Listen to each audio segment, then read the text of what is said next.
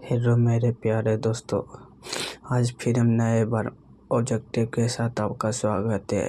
ये objective class 12th के English का ऑब्जेक्टिव है, जो कि वायरल ऑब्जेक्टिव है। यही में से 2024 के बोर्ड एग्ज़ाम में आएगा ये क्वेश्चन। चलिए हम देखते हैं। अगर वीडियो को अच्छा लगे तो राय का कमेंट ज़रूर करें। इससे पहले एक और वीडियो वायरल क्वेश्चन पर डाला गया है। अगर वो वीडियो को नहीं देखे हैं तो आप प्लीज़ उस वीडियो को देख लिए, आपको लिए बहुत इम्पोर्टेंट होगा।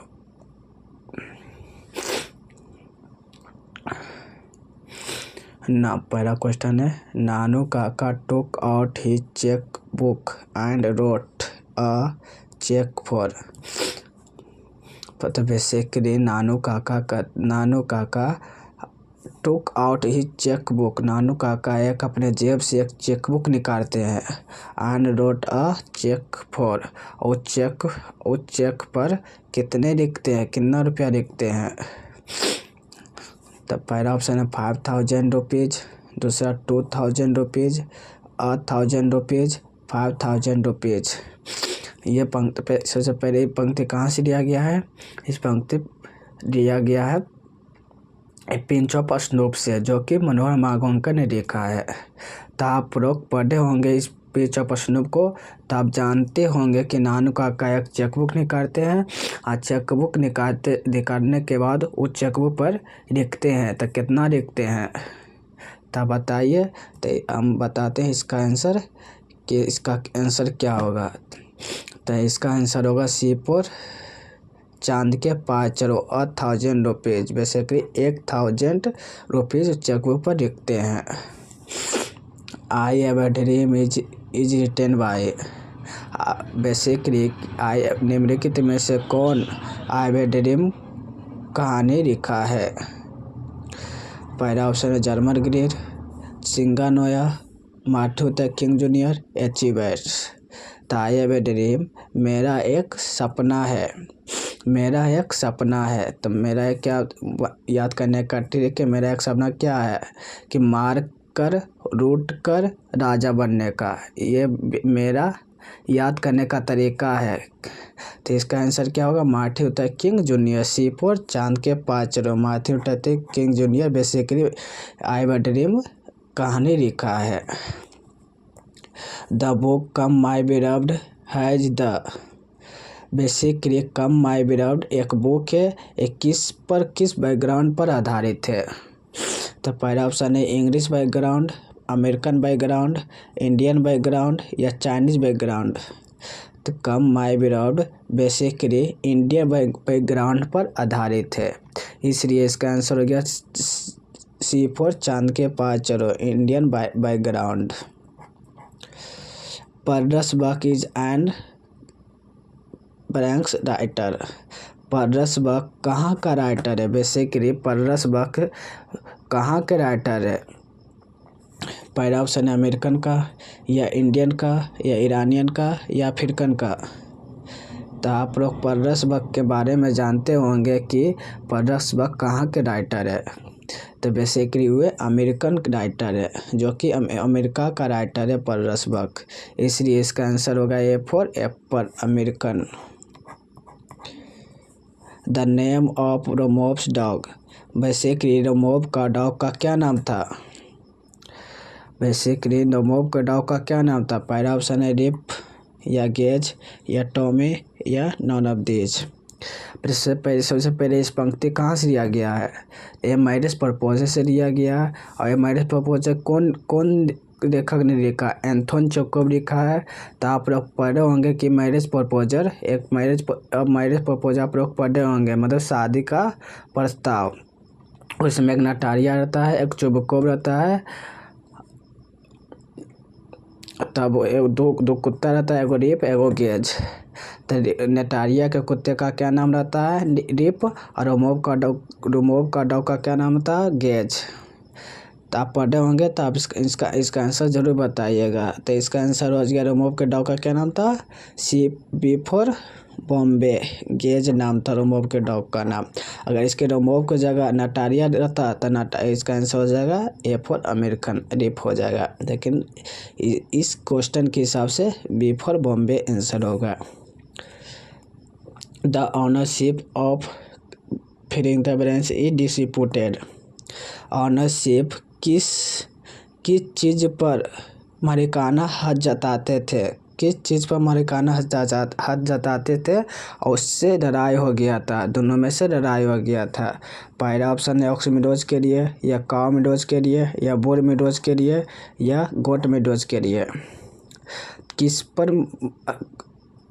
पर और मालिकाना हक जताते थे जिससे कि लड़ाई हो गया, किसके बीच में, नटारिया और रोमोव के बीच में लड़ाई हो गया। तो किसके चाहते, तो इसका ऑक्स मीडोज के चाहते हम हक जताना, मालिकाना हक जताने के कारण उसके दोनों के बीच में लड़ाई हो गया। तो वो कहता था मेरा ऑक्स मीडोज है, वो कहता था मेरा ऑक्स मीडोज है, इसलिए इसका आंसर हो क्या, A for American ox meadows. Hoping to seize not till death is from। Hoping to seize not till death basically इस पंक्ति कहता है कि मरने दम तक नहीं रुकेंगे। तो इस पंक्ति कहाँ से लिया गया है, hoping to seize not T death, मरने दम तक नहीं रुकेंगे, इस पंक्ति कहाँ से लिया गया है, इस फ्रॉम कहाँ से लिया गया है।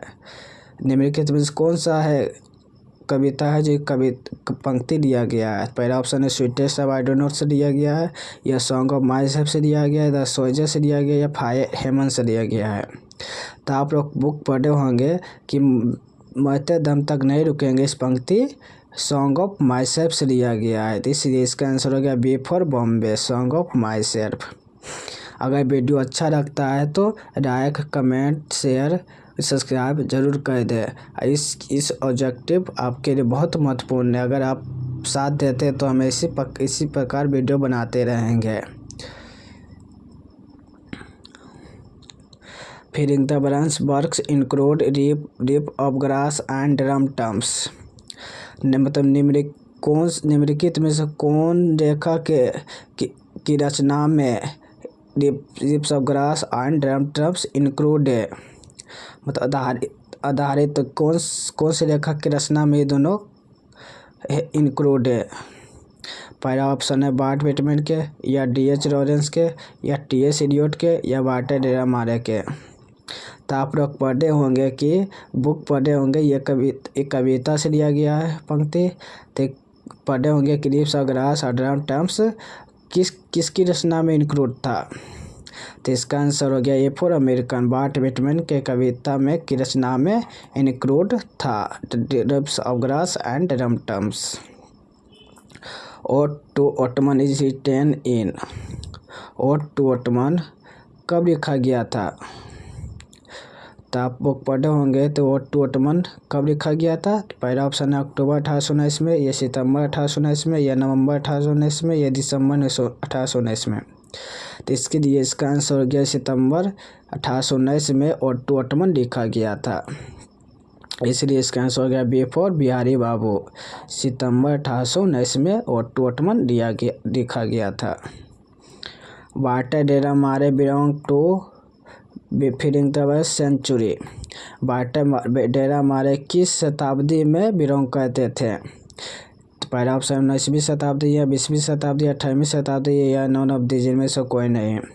बेसिकली वाल्टर डे ला मारे 20वीं शताब्दी में बिलोंग करते थे, तो इसलिए इसका आंसर हो गया बी फॉर बिहारी बाबू, 20वीं शताब्दी।